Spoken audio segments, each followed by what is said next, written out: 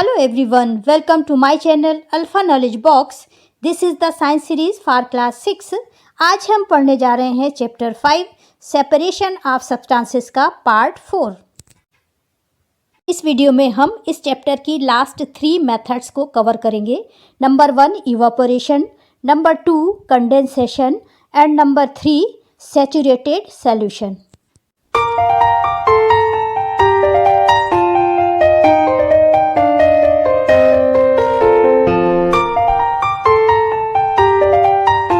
पिछली वीडियोज़ में हमने कई तरह की सेपरेशन की मेथड्स को समझा, जैसे hand picking, winnowing, sieving, sedimentation, decantation, जिनके द्वारा डिफरेंट टाइप के सब्सटेंसेस को एक दूसरे से सेपरेट किया जाता है.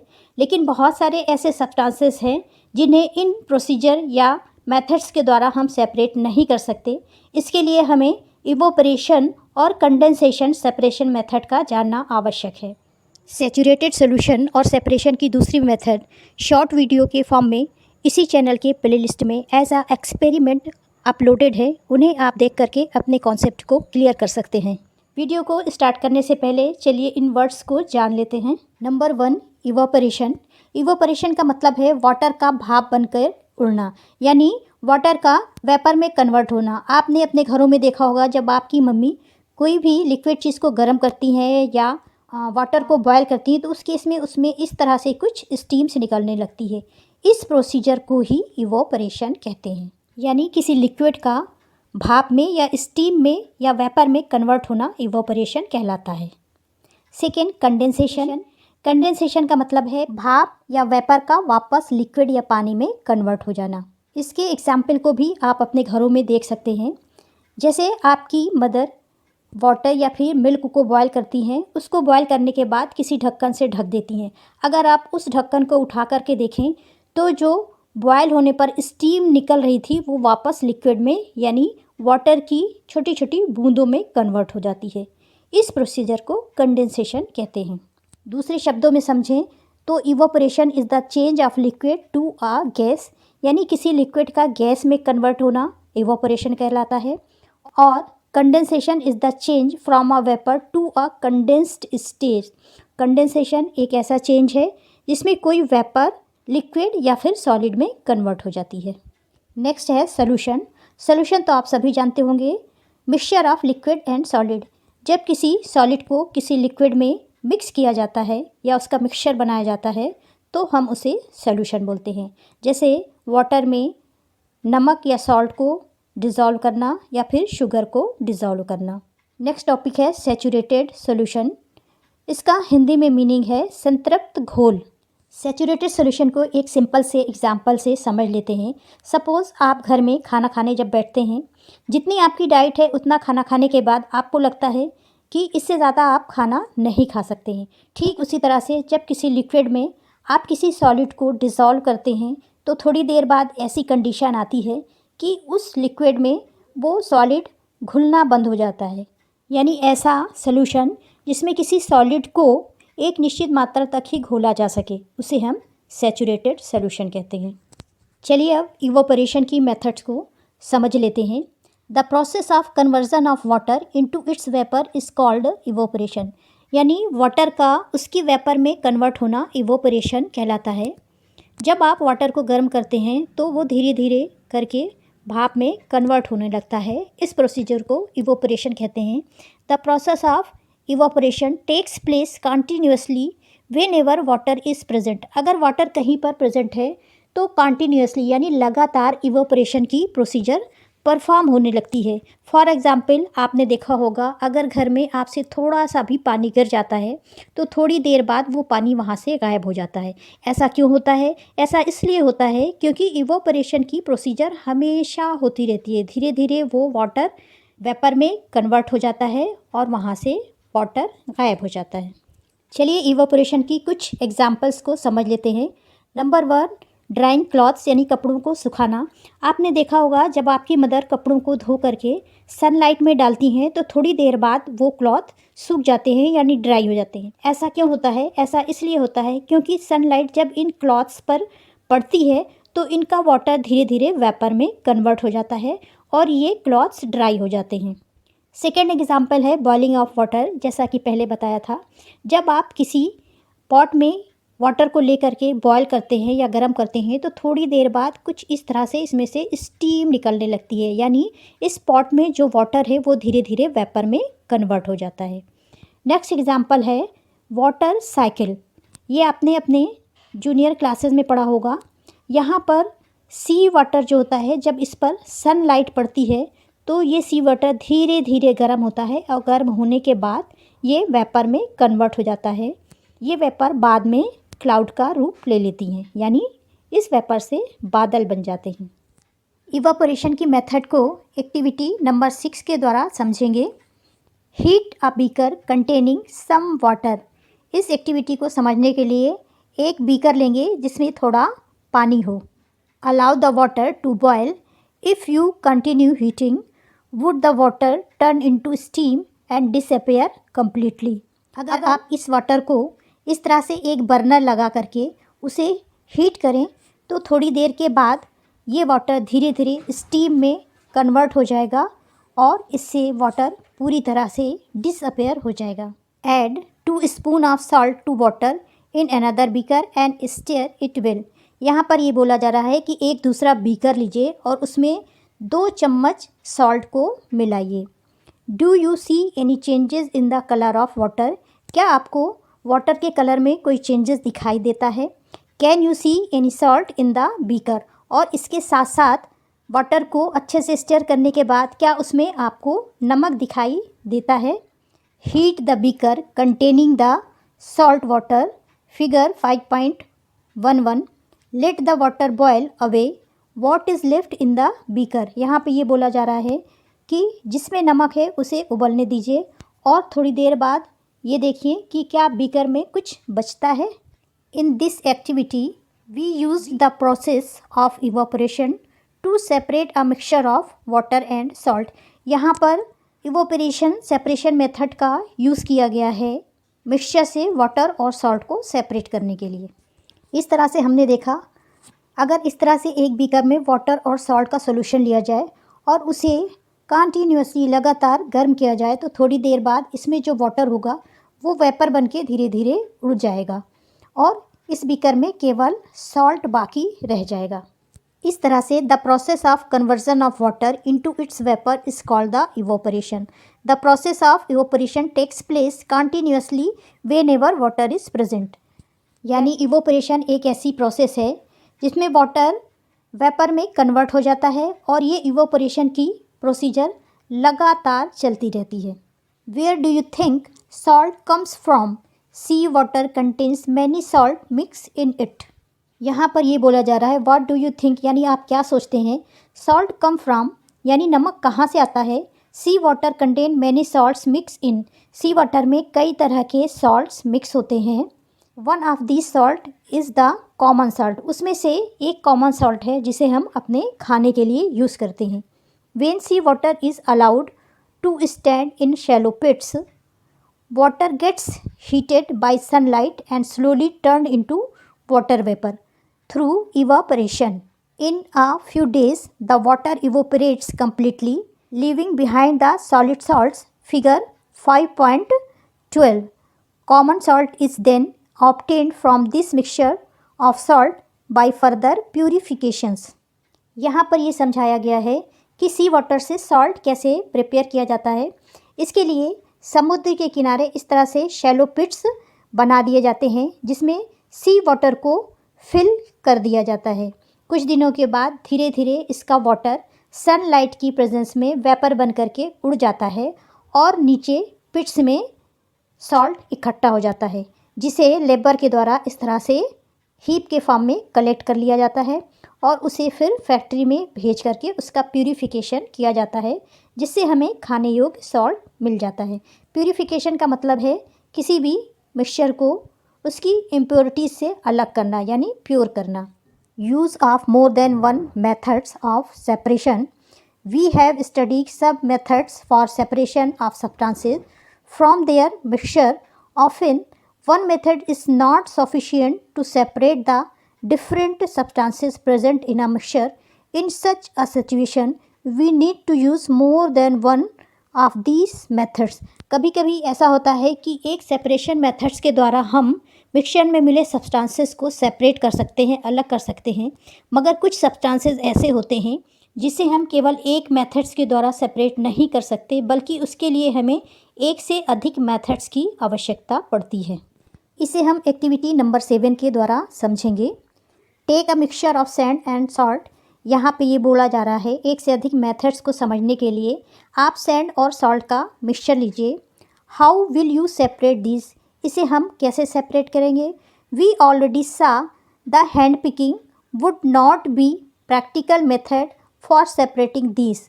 हमने देखा है कि हैंड पिकिंग एक प्रैक्टिकल मेथड्स नहीं है इस तरह के सब्सटेंसेस को सेपरेट करने के लिए।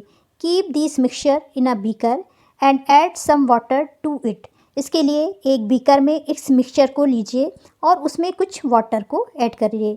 Leave the beaker aside for some time, और इस बीकर को थोड़ी देर के लिए अलग रख दीजिए। Do you see the sand sitting down at the bottom, क्या आपको सैंड बीकर में नीचे बैठी हुई दिखाई देती है। The sand can be separated by decantation और फिल्टरेशन। इस बैठी हुई सैंड को आप डिकंटेशन या फिर फिल्टरेशन के द्वारा सेपरेट कर सकते हैं। What does the decantated liquid contain, अब डिकंटेशन के बाद जो लिक्विड बचा है उसमें क्या है। Do you think this water contain the salt which was there is the mixture at the beginning, क्या इस लिक्विड में डिकंटेशन के बाद जो लिक्विड मिला उसमें जो हमने साल्ट मिक्स किया था वो उसमें प्रेजेंट है। Now we need to separate salt and water from the decanted liquid. अब इस साल्ट मिले हुए मिक्सचर को हम डिकंटेशन के द्वारा सेपरेट करेंगे। Transfer this liquid to the kettle and close its lid, heat the kettle for some time. यानी कहने का मतलब ये है कि सैंड, सॉल्ट और वाटर के मिक्सचर को आपस में सेपरेट करने के लिए हम सेडिमेंटेशन, डिकंटेशन और फिल्टरेशन प्रोसीजर का पहले यूज़ करेंगे। इसके लिए सैंड और सॉल्ट को एक गिलास में वाटर में मिक्स करेंगे। मिक्स करने के बाद जब ये सैंड नीचे सेटल डाउन हो जाएगा तो डिकंटेशन के द्वारा इस तरह से धीरे धीरे वाटर और सॉल्ट के मिक्सचर को दूसरे गिलास में सेपरेट कर लेंगे। ऐसा करने से सॉल्ट और वाटर का कुछ पार्ट इस ग्लास में रह जाएगा। इसे इस फिल्टरेशन की प्रोसीजर के द्वारा इस बीकर में सेपरेट कर लेंगे। फिल्टरेशन के बाद जो सॉल्ट और वाटर का मिक्सचर होगा उसे इस तरह से इस केटल में डालने के बाद इसकी लिड को अच्छी तरह से बंद कर देंगे और इसे कुछ देर के लिए हीट करेंगे यानी गर्म करेंगे। जब ये लिक्विड अच्छे से हीट हो जाएगा तो थोड़ी देर के बाद इसमें इस तरह से कुछ वेपर्स निकलने लगेंगी। इस वेपर को एक लिड के ऊपर गिराएंगे जिसके ऊपर आइस के क्यूब्स रखेंगे। जब आइस के क्यूब इस पर रखे जाएंगे तो ये लिड ठंडा हो जाएगा, जिससे ये वेपर इससे जब टकराएगी तो ये वापस लिक्विड में कन्वर्ट हो जाएगी, जिसे इस तरह से बीकर में इकट्ठा कर लेंगे। इस तरह से हमने देखा कि कुछ मिक्सचर्स ऐसे होते हैं जिन्हें सेपरेट करने के लिए हमें एक से ज़्यादा सेपरेशन की मेथड का यूज़ किया जाता है, जैसे separated salt, sand and water. यानी सैंड, वाटर और सॉल्ट अगर आपस में मिले हुए हों तो उन्हें हम डिकंटेशन, फिल्टरेशन, इवोपरेशन और कंडेंसेशन प्रोसीजर के द्वारा सेपरेट करते हैं। इस तरह से इन सब्सटेंसेस को सेपरेट करने के साथ साथ हमने ये देखा कि जब लिक्विड को हीट किया जाता है और वो वेपर में कन्वर्ट हो जाता है तो इसे हम इवोपरेशन कहते हैं, और जब ये वेपर वापस लिक्विड में कन्वर्ट हो जाती है तो हम इस प्रोसीजर को कंडेंसेशन कहते हैं। इवोपरेशन और कंडेंसेशन को समझने के बाद अब हम ये समझेंगे कि can water dissolve any amount of substances, क्या वाटर में किसी भी सब्सटेंसेस की कितनी भी क्वांटिटीज़ को डिज़ोल्व किया जा सकता है यानी घोला जा सकता है। In chapter 4 we found that many substances dissolve in water and form a solution. Chapter 4 में हमने ये देखा था कि बहुत सारे ऐसे सब्सटेंसेस हैं जो वाटर में डिज़ोल्व हो जाते हैं यानी घुल जाते हैं और एक सॉल्यूशन को बनाते हैं। We say that these substances are soluble in water, यानी इन सब्सटेंसेस को हम वाटर में सॉल्युबल बोलेंगे। What will happen if we go on adding more and more on these substances to a fix quantity of water.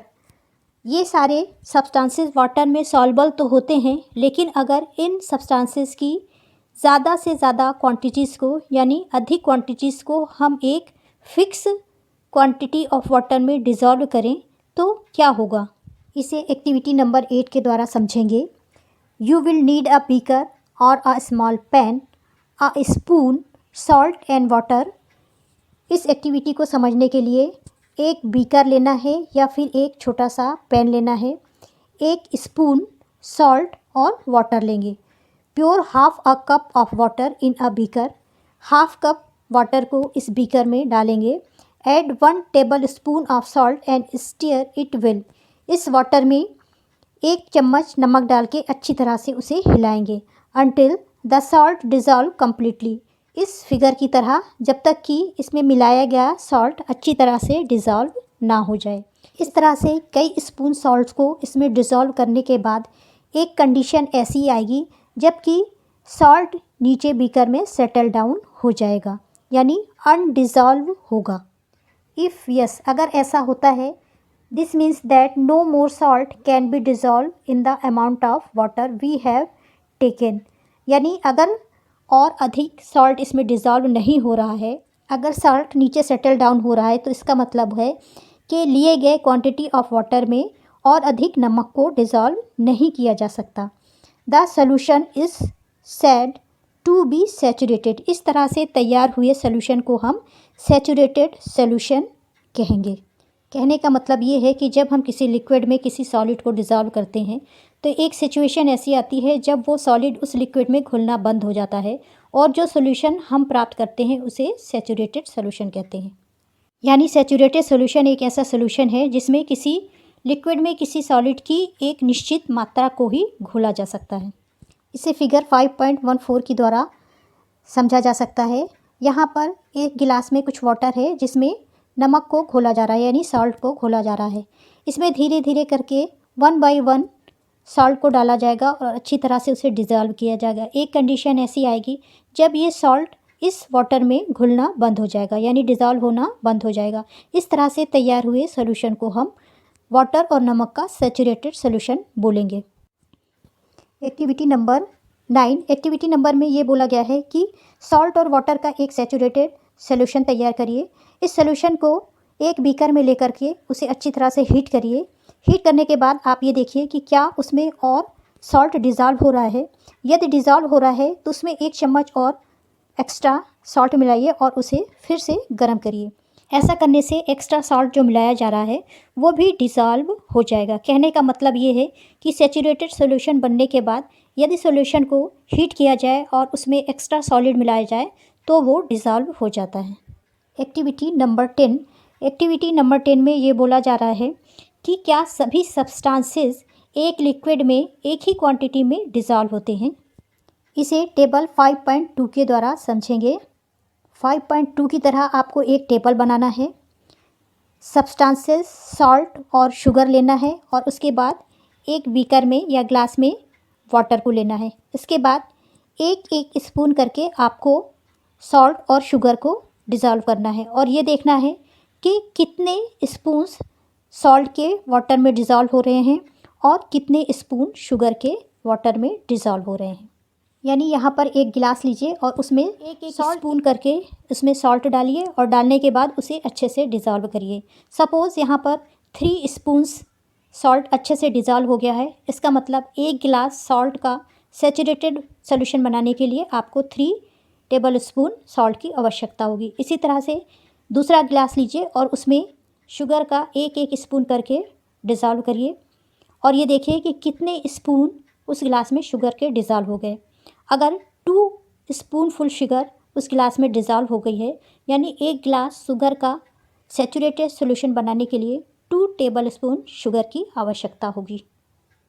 इस तरह से इस एक्सपेरिमेंट को करने के बाद इस टेबल में अपनी रीडिंग्स को नोट डाउन करिए।